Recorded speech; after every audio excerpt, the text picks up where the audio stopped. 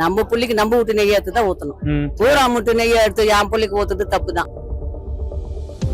விஜய் வேணான்றாரு, அவரு பின்னால அவ்வளவு கூட்டம் போறாங்க. அதெல்லாம் அணில் குஞ்சு. அப்ப அவங்க அணில் குஞ்சுனா இவங்க திமுக எல்லாம் கொத்துடுமியா? திராவிட முன்னேற்ற கழகம் 2 முறை ஆட்சியை பிடிச்சதா வரலாற்றுலே கிடையாது. அவர் எங்க காசு கொள்ளடிச்சு எங்களுக்கே காசு கொடுத்து 5000 ரூபாய் போட்டு 5000 ரூபாய் போட்டுன்னு சொல்றாரு. அதெல்லாம் எங்களுக்கு நாங்க வாங்கவே இல்லை, எங்களுக்கெல்லாம் வரவே இல்லை. அதெல்லாம் இப்போ விவசாய குடும்பத்துல பிறந்து இவர் என்ன பண்ண போறாராம்? உன் பிள்ளையா இருந்தா இப்ப உனக்கு அப்புறம் உன் பிள்ளைய தானே விட்டு போவ. உன் குடும்பத்துல இருந்தே தானே வர்றாங்க, அடுத்த குடும்பத்துல இருந்து வரல. மக்கள் பணத்தை அவங்க அப்பாவுக்கு செலவுக்கு சரியா? சரியில்லதான். நான் வந்து பக்கா திமுக காரன் தான். ஆனா இன்னைக்கு நான் மாறிட்டேன், அவகாவுக்கு போயிட்டேன். 1.5 கோடி ரூபாய் கொடுக்குறாரா? பணம் இருக்கு, அது ஆனா தெரியாது, எனக்கு தெரியாது. ஆனா செஞ்சிருக்கிறாரா? வீட்டுல கலைஞ்சிட்டு இருந்திருக்காது போல, நீங்க பாத்துக்க மாட்டீங்க. அடுத்த ஜென்மன்னு ஒண்ணு இருந்தா நான் விவசாய குடும்பத்துல பிறகுன்னு தாவேக தலைவர் விஜய் அவர்கள் பேசியிருக்காரு. அதை பத்தி கருத்து என்ன? சூப்பர். விவசாய குடும்பத்துல பிறந்து அவர் இன்னும் நல்லா செய்வாருன்னு நினைக்கிறோம். விஜய் வரணும், வந்தா நல்லா இருக்கும். ஏன்னா கொஞ்சமாவது மாற்றங்கள் தேவையில்ல ஆட்சியில. சொல்றாங்க என்ன கொடுத்தாலும் நாங்க வாங்கிப்போம், ஆனா விஜய்க்கு தான் ஓட்டு போடுவோம். கண்டிப்பா விஜய்க்கு தான். ஆமாப்பா, நான் கொத்தடிமை தான் ஒத்துக்கிறேன்.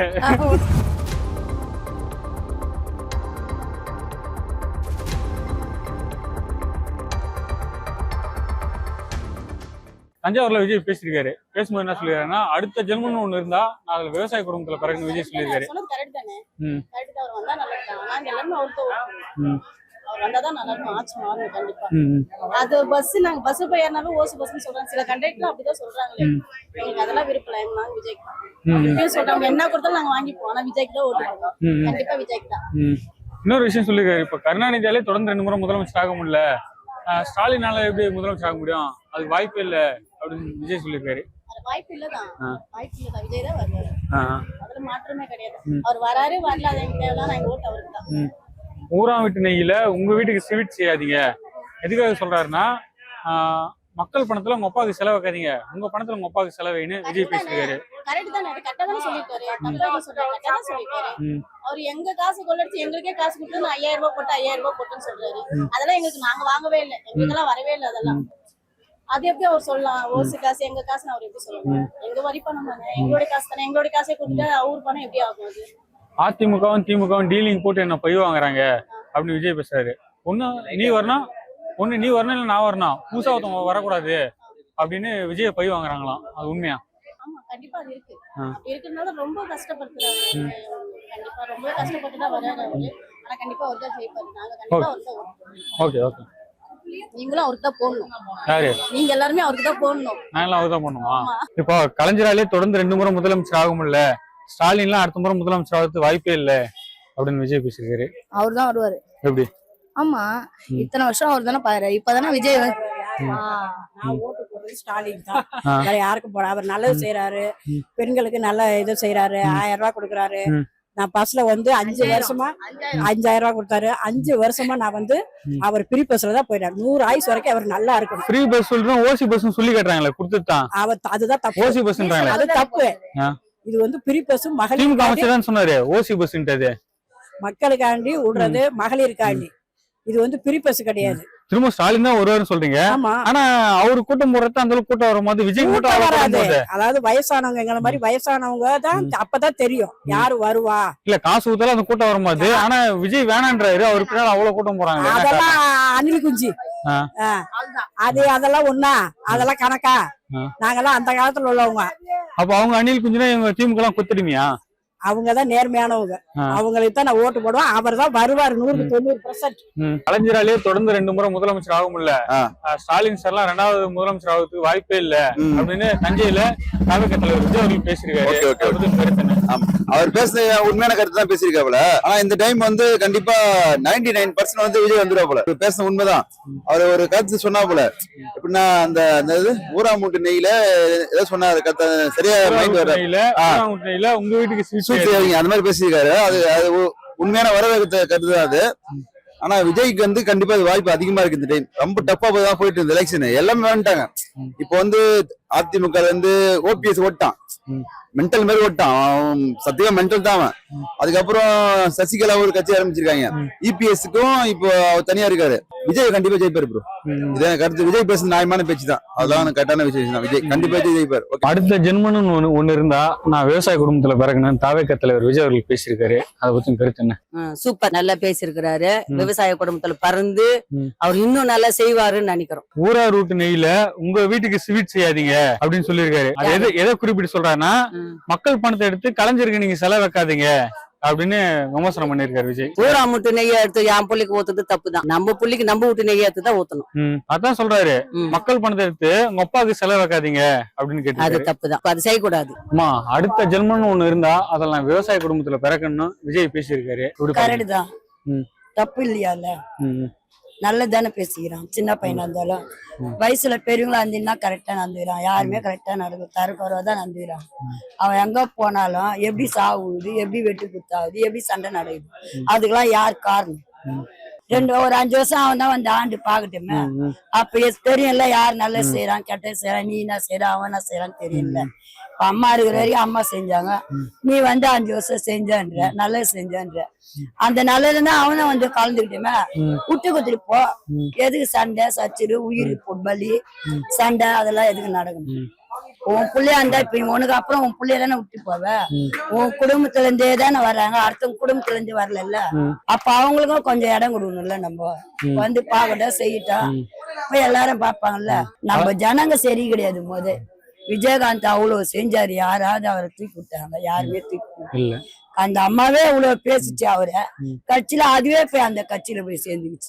கலைஞராலே தொடர்ந்து 2 முறை முதலமைச்சர் ஆகும் இல்ல, ஸ்டாலின் அடுத்த முறை முதலமைச்சர் ஆகிறதுக்கு கஷ்டம். இதுவே அதுதான் ஓட்டுதான் அவருக்கு. அவங்க அப்பா போனதுனால சரி இந்த பக்கம் யாரும் இல்லையா, அம்மாவும் இல்ல அப்பாவும் இல்ல, அதனால அப்படி போட்டாங்க ஓட்டால. அதனாலதான் அவர் கெலிச்சாரு. அவரு எதிர்த்து நிக்க ஆள் இருந்தா வந்திருக்க முடியாது. இப்ப அவங்களுக்குள்ள ஒரு பயம் இருக்குது, நம்ம வரமாட்டோம் அவ்வளவுதான். ஊரா ரூட்டு நெய்யில உங்க வீட்டுக்கு ஸ்வீட் செய்யாதீங்க, மக்கள் பணத்தை உங்க அப்பாவுக்கு செலவாக்காதீங்க, உங்க பணத்துல உங்க அப்பாவுக்கு செலவாங்க விஜய் பேசியிருக்காரு. ஆமா கரெக்ட் தானே, அது கரெக்ட் தான். எப்பயுமே உனக்குன்னு இருக்கும்ல பணம், உன் சொந்த பணம், அதுலதானே எடுத்து செய்யணும். நீ மக்களுக்கு அள்ளி கொடுக்குற, அள்ளி கொடு, எல்லாருக்குமே அள்ளி கொடுத்துரு. எவ்வளவோ பேருக்கு வரல, எனக்கே கூட வரல அந்த 1000 ரூபாய். அப்ப அந்த பணம் எல்லாம் எங்க போகுது? அங்கதானே இருக்கோம்ல. நீ அள்ளி அள்ளி அததான் செய்யற.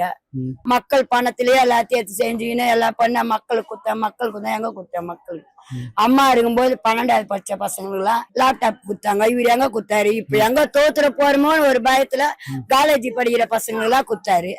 இம்மா நாளா கொடுக்க வந்தேன்னா, இம்மா நாளா 5000 பொங்கல் வந்தது, அப்ப 5000 போட வந்தேன்னா ஏன் 3000 போட்டாரு? அது அப்பயே குத்துந்தா சரி பரவாயில்ல போட்டாரு அப்படின்னு பேச்சு வரும். எல்லா வேலையும் நீ போய் எங்க கீழே இறங்கிட தள்ளிட போறான்னு நீ போட்ட. நாங்க ஆட்சிக்கு வந்தா விவசாயிகளின் பசங்களுடைய படிப்பு செலவை அரசே இருக்குன்னு விஜய் பேசியிருக்காரு. கரெக்ட் தான், அவர் எல்லாமே கரெக்டா தான் பேசுறான். சின்ன பையனா இருந்தாலும் நல்லா தான் பேசுறான். ஏத்துப்பா, அவனுக்கு ஒரு சான்ஸ் கொடுத்து பாக்கலாமே. பட்டமே சினிமா நடிகிற அவனுங்க எவ்வளவோ இடைஞ்சல் பண்றாங்க. இப்பயும் அந்த மக்கள் அவன் பின்னாலதான் போறாங்க. என்ன பண்றது? வந்துதான் பாக்கல. இப்ப நீ செஞ்ச மாதிரி அவங்க செய்ய போறாங்க. நீ பாதி கொள்ள வச்சவன் அவன் சொல்லிட்டான். அவனுக்கு எவ்வளவு பணம் இருக்குது எல்லாமே சொல்லிட்டான். உங்க காசு 1 ரூபாய் வேணான்னு சொல்லிட்டான். கணக்கு வழக்கு இருக்கும்ல அங்க. நம்ம படிக்காதவங்களே எவ்வளவு சிந்திக்கிறோம், படிச்சவனா எவ்வளவு சிந்திப்பான். அதை வெளியே சொல்ல மாட்டாங்களா? அது மாதிரிதான் எல்லாமே. மறு ஜென்மம்னு ஒண்ணு இருந்தா அதெல்லாம் விவசாய குடும்பத்துல பிறக்கணும்னு விஜய் பேசியிருக்காரு. அதை பத்தி கருத்துங்க? வரவேற்கத்தக்க ஒண்ணு வார்த்தை தான் அது. இன்னொரு பிரவீன் ஒண்ணு வந்தா விவசாயம் தான் இம்பார்ட்டன்ட். வெரி குட், நல்லாதான் சொல்லியிருக்காரு. கலைஞராலே தொடர்ந்து 2 முறை முதலமைச்சர் ஆக முடியல, ஸ்டாலின் அவர்கள் இன்னொரு முறை முதலமைச்சர் ஆகத்தான் வாய்ப்பே இல்ல அப்படின்னு விஜய் சொல்லியிருக்காரு. உண்மையதானே சொல்லியிருக்காரு.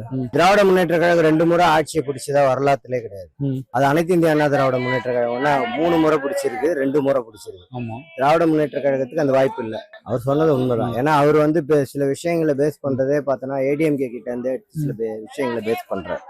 அந்த வேட்பாளர் நல்லவரான் மக்கள் பார்க்கணும். பட் ஆனா மக்களோட டிசிஷன் வேற மாதிரியா இருக்கும். இந்த ஊரான் ஊட்டு நெய் எடுத்து உங்க வீட்டுக்கு ஸ்வீட் செய்யாதீங்க, அது என்ன எதுக்காக சொல்ல வர்றாருன்னா விஜய், மக்கள் பணத்தை எடுத்து உங்க அப்பாவுக்கு செலவு வைக்க வேணாம் அப்படின்னு சொல்றாரு. அது கரெக்டா? உண்மைதான். அததானே அன்னைக்கு செலவு வைக்கிறதும் சரி, பேனா வைக்கிறதும் சரி, முதல்ல கருத்து கேட்பு கூட்டம், மக்கள் கலந்தாய் கூட்டம் ஒண்ணு வச்சாங்க பாத்தீங்களா? கலைவாணர் நினைக்கிறேன். அங்க சீமான் முதல்ல எதிர்ப்பு தெரிவிச்சா, உடைப்பன் சொன்னார்ல. அது உண்மைதான். அவங்களோட ஃபண்டு அவங்களோட ட்ரஸ்ட்னு ஒண்ணு இருக்கு இல்லையா, டிஎம்கே ட்ரஸ்ட்னு, அதுல வந்து எடுத்து அவங்க ட்ரஸ்ட்ல அவங்க ஆபீஸ்ல வைக்கலாம். மத்தபடி வைக்கிறது, மத்தவங்க வரி பணத்துல வைக்கிறது அது தவறு. ஒரு சிலது பண்ணலாம், எல்லாமே நம்ம தான் அப்படின்ட்டு பண்ணக்கூடாது. 7.5 கூட எடப்பாடி பழனிசாமி எடுத்துட்டு வந்த ஸ்கீம் அது. நாங்க தான் பண்ணோம்ட்டு இவங்க சொன்னாங்க. 7.5 எடப்பாடி எடுத்துட்டு வந்த ஸ்கீம். இப்போ என்னோட ஒப்பீனியன் அப்படின்னு பார்க்க போனா 3 குதிரை இந்த ரேஸ்ல கலந்துக்குது. எடப்பாடின்ற குதிரைய வந்து களத்துல இருக்காது, இயக்குது அப்படின்றாங்க. ஸ்டாலின் சார் வந்து நானும் டெல்டாக்காரன் தான் சொல்லிட்டு விவசாயம் கதையில டால்டா தான் ஊத்துறாரு, கொடுத்த வாக்குறுதி விவசாயிக்காக ஒரு வாக்குறுதி கூட நிறைவேற்றல அப்படின்னு விஜய் சொல்றாரு. ஆமா, விவசாய கடன் தள்ளுபடி பண்ணல, கூட்டுறவு வங்கிகள் விவசாயிகள் கடன் ரத்து செய்யப்படும் இவங்க தேர்தல் வாக்குறுதியில கொடுத்தாங்கல்ல. அப்ப ஒரு கடந்த 5 வருஷமா டால்டா தான் ஊத்துறாரு. ஆமா, செய்யலையே. ஒரு விவசாயி கூட என்னுடைய கடன் ரத்து செய்யப்பட்டதுன்னு யாருன்னா சொன்னாங்களா? விவசாய கடன் ரத்து பண்றேன்னு சொன்னது யாரு? அவங்க தானே சொன்னாங்க. கல்வி கடன் ரத்து பண்ணது சொல்லுது அவங்க தானே சொன்னாங்க. ஏன் பண்ணல? நீட் வந்து தேர்டு, நீட் வந்து உலகறிந்த விஷயம். நீட்டை வந்து ரத்து பண்ணவே முடியாது. சுப்ரீம் கோர்ட் ஆர்டர், அது நளினி சிதம்பரம் அந்த அப்பியர் ஆகி வாதாடின ஒரு வழக்கு. அது ஜட்ஜ்மெண்ட் பக்கா, அதை வந்து எல்லாம் ரத்தே பண்ண முடியாது. அது 7.5 கவர்மெண்ட் ரிசர்வேஷன்ல வர பசங்களுக்கு வேணா நீட்ல வேணா இடஒதுக்கீடு உண்டு. அந்த 7.5 வந்து காப்பாத்தும் அரசு பள்ளிக்கூட மாணவர்கள். அடுத்த ஜென்மன் ஒண்ணு இருந்தா அதெல்லாம் விவசாய குடும்பத்துல பிறகுன்னு விஜய் பேசிருக்காரு. அதுக்கு கருத்துன கண்டிப்பா நியாயமான விஷயம் தான். ஏன்னா அவர் பிறக்கும் போதே அவங்க அப்பா வந்து பழக்குடிக்கு சொந்தக்கார், ஒரு டைரக்டர், சரிங்களா? அவர் வந்து இப்ப விவசாய குடும்பத்துல பிறக்கணும் அப்படின்னு சொல்லியிருக்காரு. அதை நாங்க வரவேற்கிறோம். நியாயமான விஷயம் தான், தப்பு. திருநெல்வேலி விஷயத்த அந்த நாங்குநேர்ல வெட்டினாங்களே, ஒரு 2 பேரை வெட்டி கொலை பண்ணாங்கல்ல போதில, அதை சுட்டி காட்டினா சொல்லியிருக்காரு, மீண்டும் ஸ்டாலின் தொடரட்டும், சட்ட ஒழுங்கு சந்தி சிரிக்கிடுன்னு சொல்லியிருக்காரு. மீண்டும் ஸ்டாலின் தொடர்ந்தா சட்ட ஒழுங்கு சந்தி சிரிக்குன்னு சொல்றாரு விஜய். சரியா? அது கருத்து கணிப்போட சொல்ல முடியாதுமா தம்பி. ஏன்னா இன்னைக்கு அரசியலும் அப்படிதான் இருக்கு, அரசாங்கமும் அப்படிதான் இருக்கு. அது வந்து கருத்து கணிப்போட சொல்ல முடியும். தாழ்த்தப்பட்டவங்க பட்டியலின மக்களுக்கு பாதுகாப்பான ஆட்சின்னு சொல்றாங்க. ஆனா தென் மாவட்டத்துல தொடர்ந்து அந்த ஜாதிய சண்டை, அந்த ஜாதிய கொலை நடக்குது. அதுக்கு திமுக என்ன ஆக்ஷன் எடுத்தது அப்படின்னு விஜய் கேள்வி கேட்கிறாரு. அரசியலும் பதில் சொல்லணும், அரசாங்கத்து ஊழியரும் பதில் சொல்லணும். இப்ப போலீஸ் வந்து முதலமைச்சர் கண்ட்ரோல் தானே இருக்கு. கண்டிப்பா அது வந்து எல்லா ஆட்சியிலும் அப்படிதான். அது வந்து எந்த ஒரு மாற்றமும் கிடையாது. அதிமுக இருந்தாலும் சரி, திமுக இருந்தாலும் சரி, அவங்க கண்ட்ரோல தான் இருக்கும். அதான் நாங்க என்ன சொல்றோமோ அதை தான் அவங்க செய்வாங்க. இப்போ கலைஞராலே தொடர்ந்து 2 முறை முதலமைச்சராக முடியல, ஸ்டாலின்லாம் அடுத்த முறை முதலமைச்சராக வாய்ப்பே இல்ல, அதுக்கு நான் விடவே மாட்டேன்னு விஜய் சொல்றாரு. அதாவது தம்பி, அதுக்கு வாய்ப்பு இல்ல. நான் வந்து பக்கா திமுக காரன் தான். ஆனா இன்னைக்கு நான் மாறிட்டேன், தவகாவுக்கு போயிட்டேன். ஏன்னா ஒரு மாற்றத்தை உருவாக்குவோம். இவங்க வந்து குடும்பத்துல இருந்து வந்த அரசியல். தம்பி விஜய் அவர்கள் வந்து இப்ப வந்திருக்காரு அரசியலுக்கு. அவருக்கு எடுத்து சொல்றதுக்கு அந்த அளவுக்கு ஆட்கள் இல்ல. ஒத்துழைப்பு கொடுக்கறதுக்கும் மற்ற கட்சிக்காரங்களும் யாரும் இல்ல. ஏன்னா கொஞ்சம் கட்சிக்காரங்க ஒத்துழைப்பு கொடுத்தால் கொஞ்சம் முன்னுக்கு வரலாம். அதாவது 18 படி இருக்கு. அந்த 18 படியை வந்து நம்ம டக்குன்னு எட்டி நடக்க முடியுமா? முடியாது. ஒவ்வொரு படியா தான் எடுத்து வைக்க முடியும்.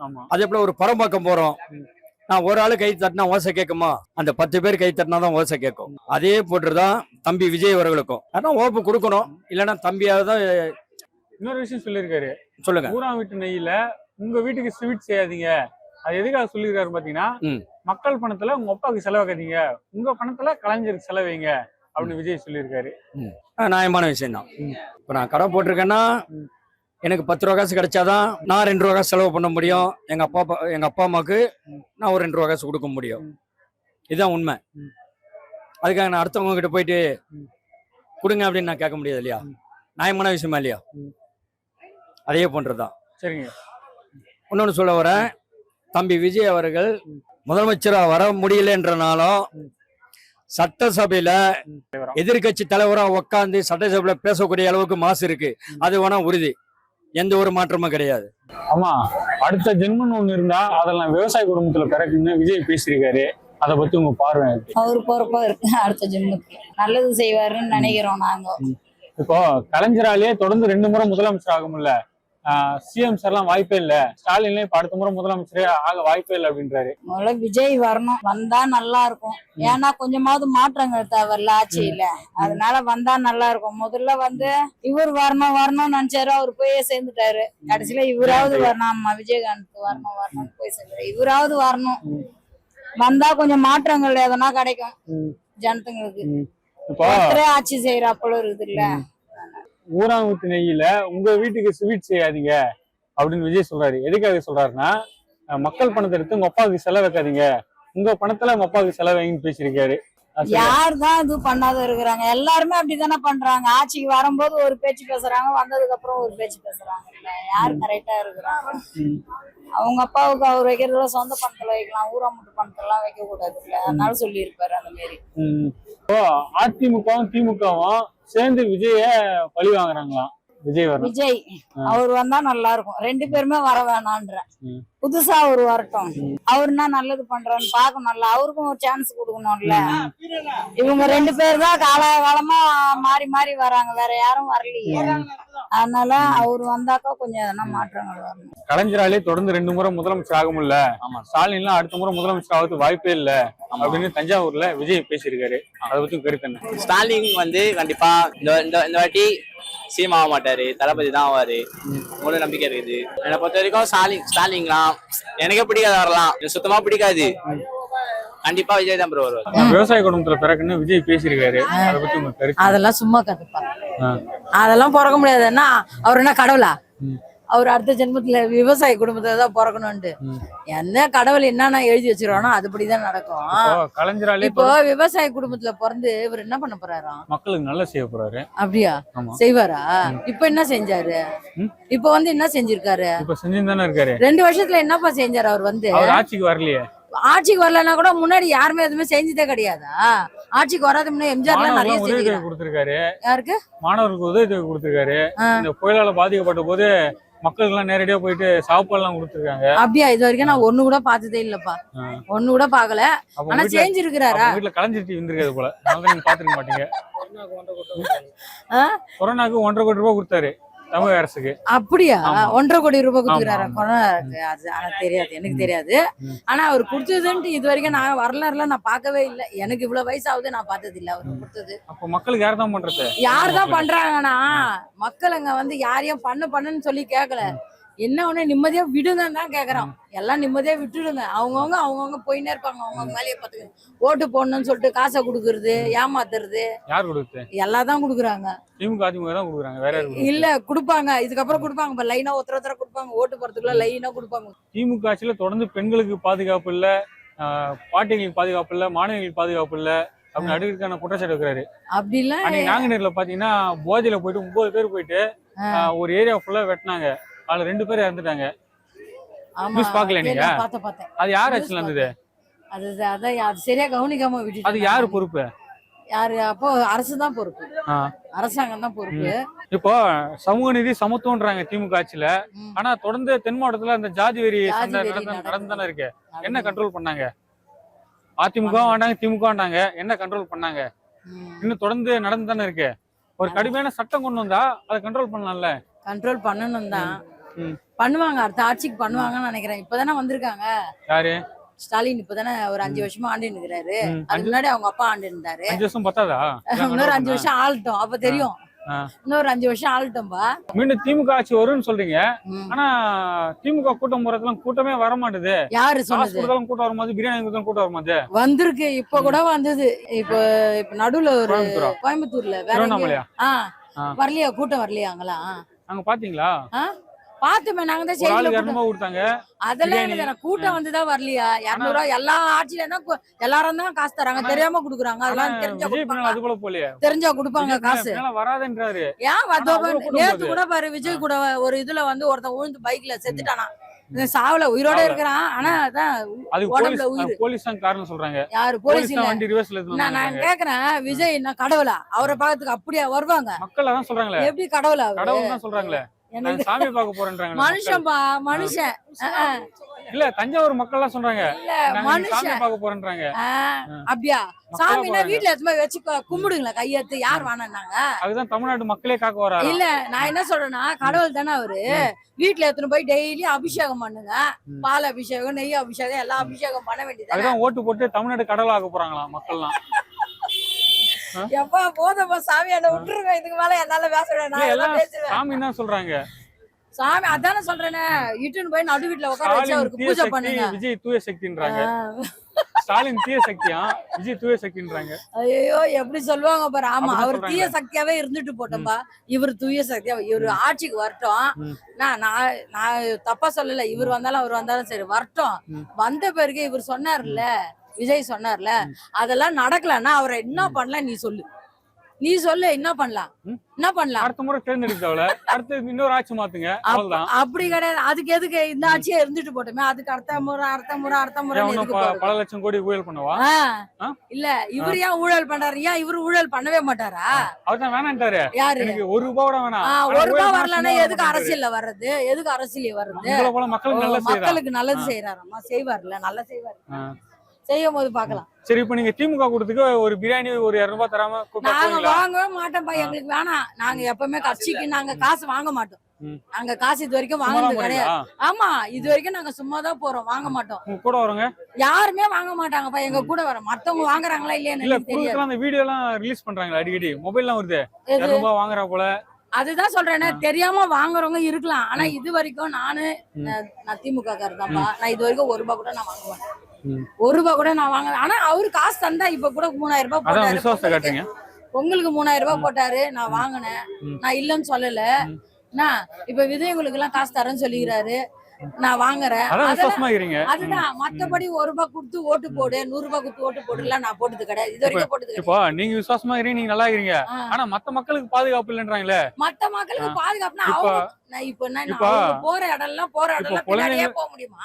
நான் அவங்கள சொல்ல, ஸ்டாலின் பின்னாடியே போக முடியுமா? ஸ்டாலின் சொல்ல, இப்போ குழந்தைங்களுக்கு வந்து மூதாட்டி வர பாலியல் வன்கொடுமை பண்றாங்க அப்படின்றாங்க. அதான் சொல்றேன்னு, பெண்களுக்கு பாதுகாப்பு இல்லன்றாங்க முக்கியமா. இப்போ நீ தனியா நான் ஒரு இடத்துல போறேன்னு வச்சுக்க, என் பின்னாடியே 4 பேர் வந்துனே இருப்பாங்களா? கிடையாதுல்ல. அது சந்தர்ப்ப சூழ்நிலைப்பா. அவங்க என்ன தப்பு பண்ணாங்களோ, வரவங்க என்ன தப்பு பண்றாங்களோ அது ஒரு சம்பவம் நடக்குதுன்னா அந்த சம்பவத்துக்கு ஒரு கடுமையான தண்டனை கொடுத்தா தான் அடுத்த முறை சம்பவம் நடக்காது. அப்ப நிக்க வச்சு சுட சொல்றியா? தூக்கு தண்டனை கொடுக்கலாம்ல. நிக்க வச்சு சுட அரபு நாட்டுல தான் பண்றாங்க, தூக்கு தண்டனை. பெண்கள் மேல கை வச்சாலும் தூக்கு தண்டனை. அப்படி வேணா ஒரு சட்டம் வேணா போட சொல்லலாம். அது வேணா நீ சொல்றியா? உண்மை தப்பு பண்றவங்கள நிக்க வச்சு அது ஒரு தண்டனை கொடுக்கலாம், சுட்டுலாம். இல்லையா, நிக்க வச்சு ஒரே ஒரு இதை போட்டு தூக்கு தண்ணியா குத்தலாம். அப்பதான் இன்னொருத்தன் செய்ய மாட்டான்னு சொல்றேன். அது அதிக தப்பு பண்றது பார்த்தா திமுக காரங்க தான் பண்றாங்களே, கட்சிக்காரங்க தான் பண்றாங்களே. அதெல்லாம் அவர் பேரை சொல்லிட்டு இல்லாதவன் பண்றான் பாது. இல்ல, ஃளைட்ல போகும்போது திமுக நிர்வாகி ஒருத்தர் அந்த விமானிக்கு பாலியல் தொல்லை கொடுத்திருக்காரு. யாரு? ஆமா, அதுவும் நான் பாத்தேன். அந்த விமானத்துல ஒரு பெண்ணுக்கு பாலியல் தொல்லை கொடுத்திருக்காரு. பாத்தீங்களா? அதுல 2 பேருமே இருக்காங்களா? அத பாத்தியா? யாரு? அண்ணா திமுகவும் இருக்கு, திமுகவும் இருக்கு. பாத்தியா? அத 2 பேருமே தானே இருக்காங்க. அப்ப 2 பேருமே தான் சரியில்லை. அப்படி பார்த்தா அதான் மாற்றம் வேணும் சொல்றாங்க. வேணாம், மாற்றம் வேணாம், இவங்களே வரட்டும்ன்ற. நான் அவங்களே வரட்டும். பெண்களுக்கு பாதுகாப்பு இல்லாம போட்டோம். அப்படி கிடையாது. எக்கெடு போட்டுக்கான போலாம் பிரச்சனை இல்ல. அதானே திரும்ப திமுக அதிமுக வரட்டும். பெண்களுக்கு எக்கெடு போட்டுக்க போனா பிரச்சனை இல்ல. நான் சொல்லலப்பா, திமுக வரட்டும். அதிமுக வந்து அம்மாவோட போயிடுச்சு. அவங்க எம்ஜிஆர் போயிட்டாரு, அம்மாவும் போயிட்டாங்க. அவங்க 2 பேரோட போயிடுச்சு.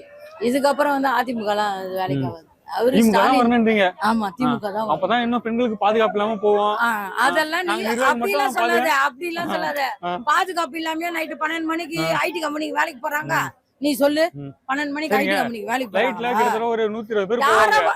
1000ல ஒருத்தர் வந்து தப்பு பண்ண எல்லாரையும் சொல்ல முடியாது. தப்பு இல்ல. இப்போ எந்த ஒரு குற்றச்சாட்டு எடுத்தாலும், இப்ப அண்ணா பல்கலைக்கழகத்துல ஒரு பெண்ணுக்கு பாலியல் வன்கொடுமை கொடுத்தாங்க ஒரு மாணவிக்கு. அதுவும் பாத்தீங்கன்னா திமுக நிர்வாகி தான். அதுதான்ப்பா, ஏதோ 1 2 எவனோ தப்பு பண்றதை ஏன்பா அரசியல்ல போடுறீங்க? எவனோ பண்ணல, எல்லாமே திமுக நிர்வாகி தானே பண்றாங்க. பண்ணலப்பா, அதெல்லாம் சும்மா போட்டு குடுக்குறானுங்க. அதே ஸ்டாலின் போட்டு குடுக்குறானுங்க, போட்டு குடுக்குறாங்க. குடுக்கலையே, ஏன் போட்டு தான் குடுக்குறாங்க. அது உண்மை, போட்டு தான் குடுக்குறாங்க. நீங்க என்னதான் பண்ணா திமுக தான் ஓட்டு போடுவீங்க? ஆமா, நான் திமுக தான். திமுக. ஆமா, உடன்பிறப்பு. ஆமா, உடன்பிறப்பு. அவர் உடன்பிறப்பு தான். கடைசியும் கொத்தரிமை தான். ஆமா, தாத்தா அவரு கொத்தரிமை தான் இருப்பீங்க. சொல்லுங்க. ஆமாப்பா, நான் கொத்தடிமை தான். ஒத்துக்கிறேன்.